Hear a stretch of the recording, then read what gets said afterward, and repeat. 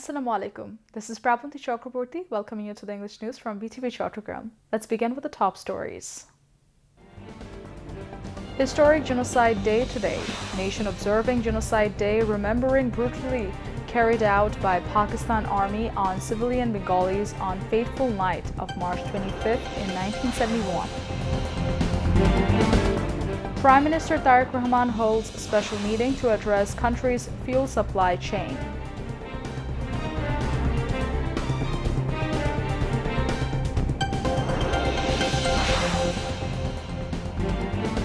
No fuel shortage in country, says Information Minister, urging public not to be panicking.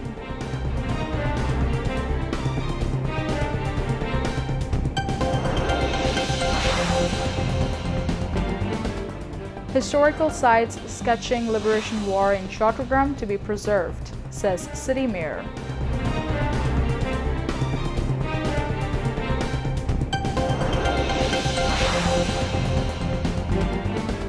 Iran sets 5 conditions to make an end war with US and Israel.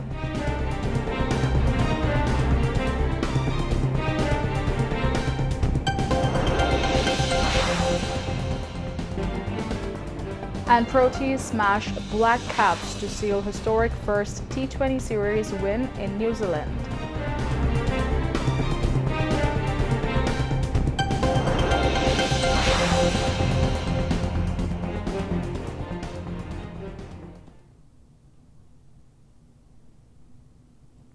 Viewers, those were the top stories. Now moving on to the details.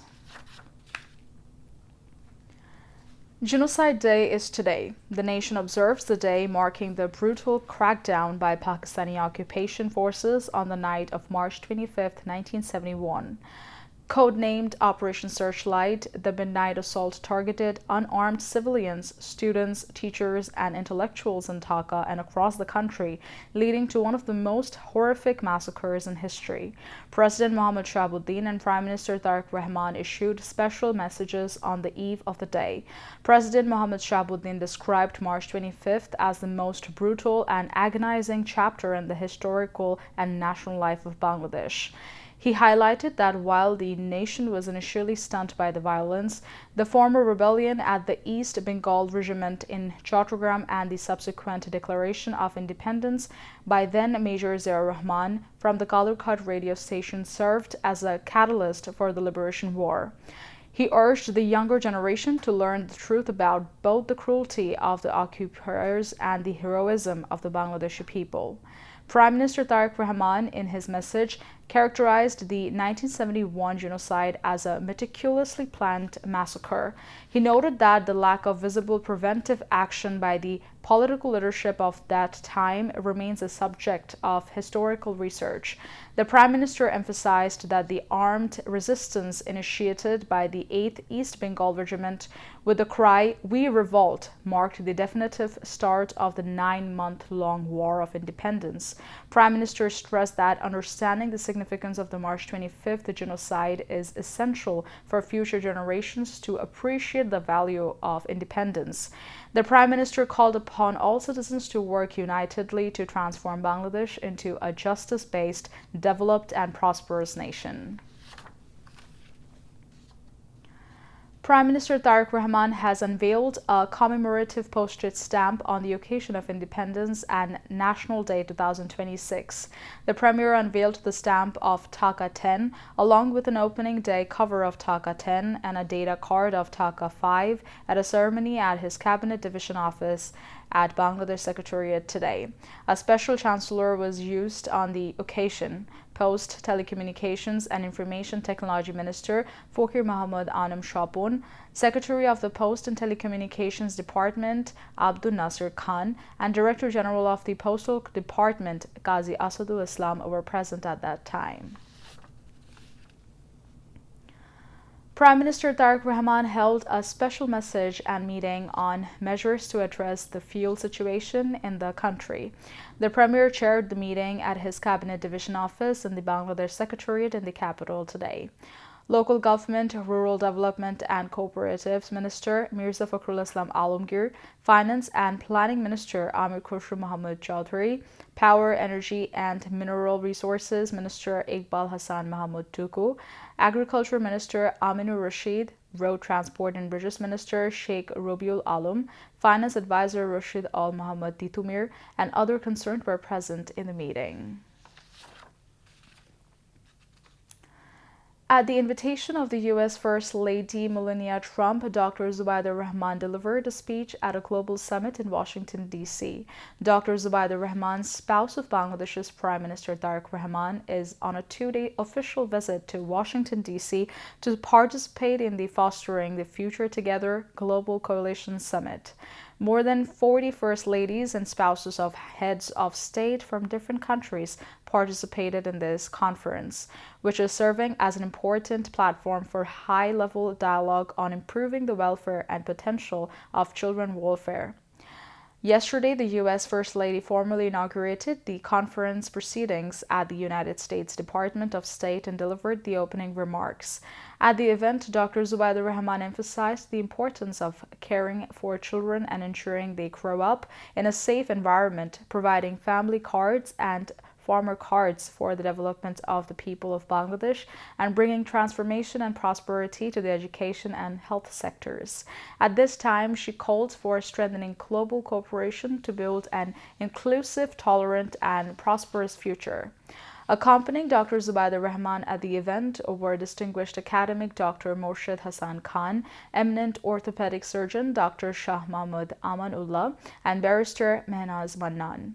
Alongside the conference, an exhibition was held with the participation of 11 leading U.S. technology companies, where various innovative technologies and applications for improving children's education were presented. Dr. Zubaida Rahman and her delegation visited the exhibition. Today, Dr. Zubaida Rahman will participate in the closing session of the conference to be held at the White House, hosted by the U.S. First Lady. In the working session of the opening ceremony, Dr. Zubaida Rahman thanked the U.S. First Lady for bringing together world leaders and partners in a global commitment to children's development. Information and Broadcasting Minister Zohiruddin Shapun urged the public not to panic or hoard oil, adding there is currently no fuel crisis in the country. He made the call while presenting different significant steps taken by the government at a press briefing held at the ministry meeting room at the Secretariat in the capital. Reiterating the stability of the energy sector, the Prime Minister's information advisor, Dr. Zahidur Rahman, confirmed that the government has no plans to increase oil prices, following a direct decision from the Prime Minister. At the same briefing, State Minister for Information and Broadcasting Yasir Khan Chaudhary highlighted the government's commitment to media professionals. He stated that necessary steps are being taken to allocate adequate funds to the Journalist Welfare Trust to ensure the well-being and financial security of journalists across the country.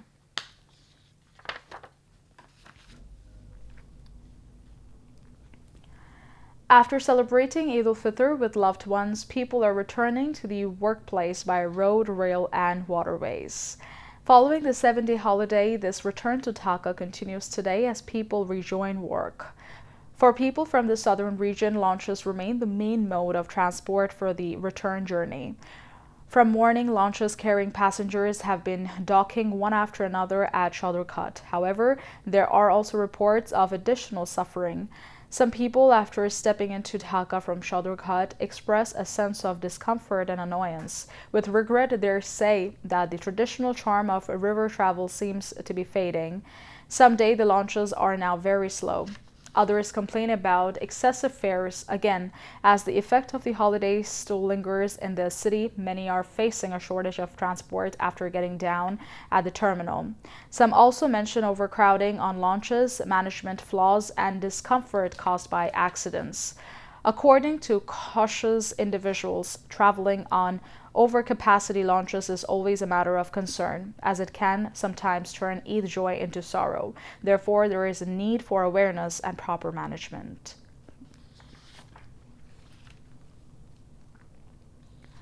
Chattogram City Corporation Mayor Dr. Shahadat Hussain paid deep tribute at the city's Pahartoli Massacre Memorial on the occasion of Genocide Day. Speaking to the media after laying a wreath, the mayor announced a major initiative to preserve historical sites across the city that are synonymous with the Liberation War. He emphasized that sites like Btv-Chattogram, various massacre locations, Kalurghat Radio Center, and the Zia Memorial Museum would be prioritized for preservation to ensure future generations learn the correct history of the nation. On the dark night of March 25, 1971, the Pakistani occupying forces launched Operation Searchlight, a brutal genocide against unarmed Bengalis, Mir Shahadat Hussain said. In those directionless moments, it was martyr President Ziaur Rahman who gave the nation courage. From Chattogram, the Liberation War began at his call. The mayor highlighted that the Declaration of Independence from Kalurghat radio station and the early resistance organized at Btv-Chattogram are integral parts of national pride. He stressed that safeguarding these historical landmarks is the demand of the hour to keep the true spirit of the 1971 struggle alive. Senior officials were present at the time. Now, international news.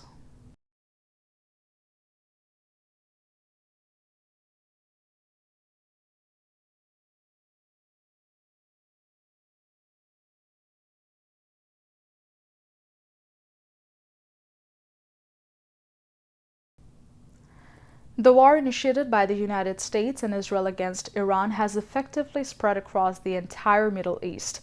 U.S. President Donald Trump has claimed that very good and productive discussions have taken place with Tehran to stop the war. However, just a day later, on Tuesday, Iran carried out multiple rounds of missile attacks on Israel. At least 3 senior Israeli officials have said that Trump appears determined to reach an agreement. However, the likelihood that Iran will accept U.S. demands in any new round of talks is extremely slim. In a post on his own social media platform, Truth Social, on Monday, Trump mentioned discussions with Iran. However, Iran has stated that no such talks took place. 2 senior Israeli officials said that Prime Minister Benjamin Netanyahu may hold a meeting with security officials to discuss Trump's initiative regarding the deal with Iran. A Pakistani official has said that direct talks between the United States and Iran could take place in Islamabad later this week. Meanwhile, the influence of Iran's Islamic Revolutionary Guard Corps (IRGC) is steadily increasing.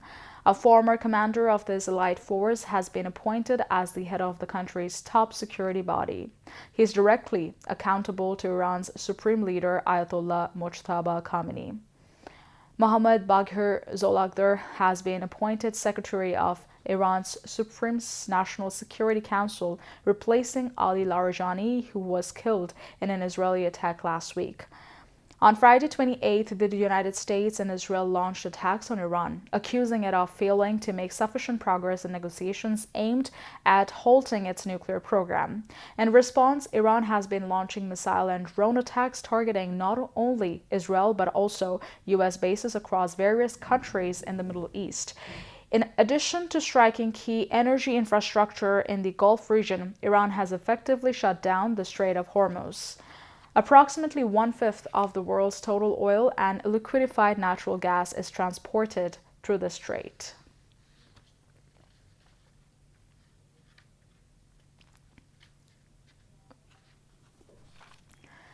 Illegal Israeli Jewish settlers have carried out widespread attacks on Pakistan's and Palestinians' homes and property across the occupied West Bank. They set fire to a clinic, opened fire on civilians, and vandalized a school. Palestinian media reported that settlers attacked a boys' secondary school in the town of Hawara, south of Nablus. There, they took down the Palestinian flag, raised the Israeli flag, and wrote "Death to Arabs" on the walls. Late Sunday night, several attacks were reported near Nablus and Ramallah. In the town of Deir al-Hatab, east of Nablus, armed illegal settlers attacked Palestinians, injuring at least 9 people, including one who was shot. In the town of Burqa, east of Ramallah, illegal settlers set fire to a clinic and a vehicle. The previous night, multiple coordinated attacks were carried out in the Jenin, Nablus, and Salfit areas. The largest attacks were carried out in the towns of Al-Fandukmiya and Silat al-Dahran, south of Jenin. The attackers came from the Huish settlement, which is built on land belonging to these two towns. Although it was evacuated in 2005, illegal settlers have been restabilizing their presence there in recent years. In Al-Fakambiya, several Palestinian homes and vehicles were burned. One Palestinian homeowner was seriously injured, and a total of 10 more people were injured across the two towns. Back to national news. A discussion meeting was held to observe the March 25th Genocide Day and the significance of Great Independence Day at the Deputy Commissioner's Conference Room in the city today, organized by the Chattogram District Administration. Chattogram Divisional Commissioner Dr. Muhammad Ziauddin attended as the chief guest. Deputy Commissioner Zahidul Islam Mia presided over, among others, DIG Muhammad Munir-Zaman, Superintendent of Police Muhammad Nasir Ahmed Khan, Additional Police Commissioner Muhammad Faisal Ahmed, Additional DIG Safizul Islam, and brave freedom fighters and other senior officials of the administration attended on the occasion. Speakers at the meeting underscored the necessity of presenting the accurate history of the Liberation War to the new generation to ensure the spirit of independence lives on.